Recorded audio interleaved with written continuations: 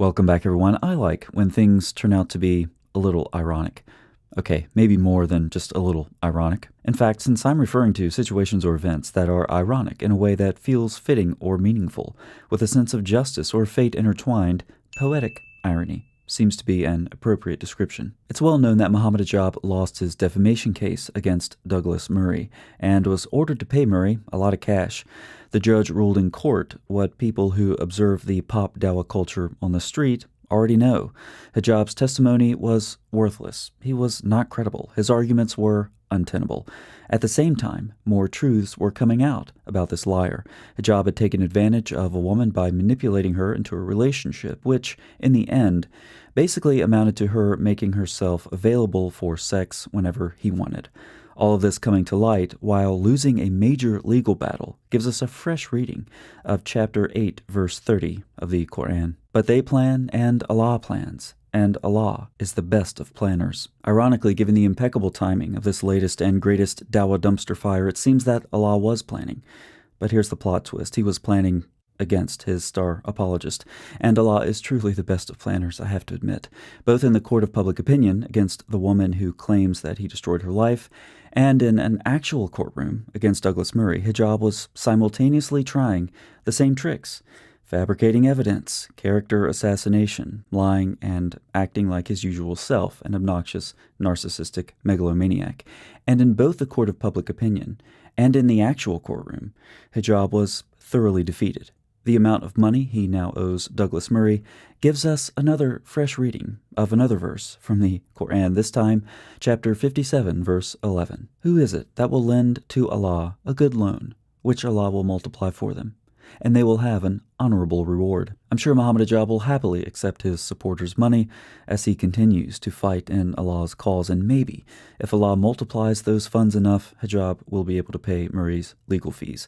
But there's a further, refreshingly pleasant and poetically ironic reading of the Quran that we may attempt. Fight against those who believe not in Allah, nor in the last day, nor forbid that which has been forbidden by Allah and His Messenger, and those who acknowledge not the religion of truth among the people of the Scripture until they pay the Jizyah, that's a tax or a tribute non-Muslims pay to Muslims, with willing submission and feel themselves subdued. Other translations read disgraced or humbled. Here's one typical legal interpretation of that verse from Reliance of the Traveler, a classic manual of Islamic sacred law. The Caliph makes war upon the Jews, Christians, and Zoroastrians, blah blah blah, until they become Muslim or else pay the non-Muslim poll tax. And then Surah 9:29 is quoted. By divine decree, non-Muslims are to be subdued under the Islamic State, and as a thank you from those who were allowed to live, a tax is paid in a state of humiliation or disgrace. What's so splendidly ironic about the Hijab Douglas situation is that it's a Muslim who has to pay a tribute of sorts to a non-Muslim. It's a near-perfect reversal of this verse. And even someone as egotistical as Hijab is, in all likelihood, trying to shake off that nagging feeling of being utterly disgraced. But there is a silver lining in all of this. Surah 9:29 has been used for centuries to severely oppress people living under Islamic rule, and at least under Western law, Hijab doesn't have to pay his tribute in a similar state of disgrace.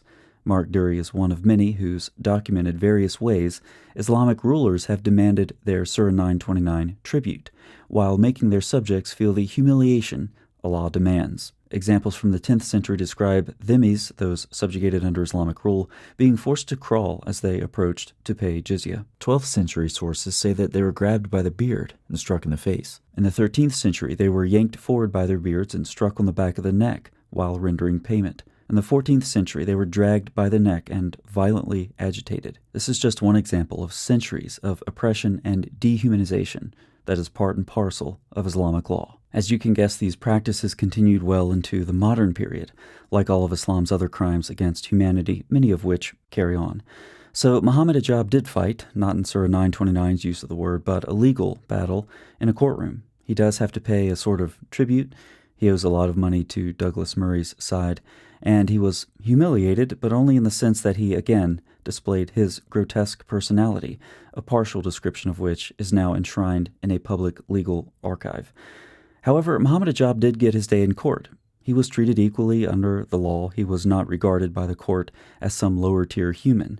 When he pays what he owes, he won't be dragged by the beard or struck on his neck while doing so. Imagine the outcry if that happened in this case, like it happened so many times in the past to non-Muslims under Islamic rule. In short, Hijab was treated nothing like a non-Muslim would be treated in an Islamic court, yet he has and will continue to whine about his alleged mistreatment under the justice system. He'll mock objectively accurate descriptions of his disgusting character, and he'll certainly try to sap his shrinking crowd of gullible followers for all the money he can get. Meanwhile, he'll continue to gripe about the West, where he chooses to live, like so many other Muslim apologist hypocrites, while he pretends to expound the virtues of Muslim societies under Sharia law, where he chooses not to live. His treatment in court is a sharp contrast with how non-Muslims would fare and have fared historically under Islamic law. His religious ideology treats people far worse than he pretends he himself has been treated. He is truly pathetic, and he, along with that whole disgusting pop dawa culture exposed in Hijab's hotel wife scandal, should, accordingly, be dismissed by decent, thinking people of any affiliation. Thanks so much for watching. I'll see you next time.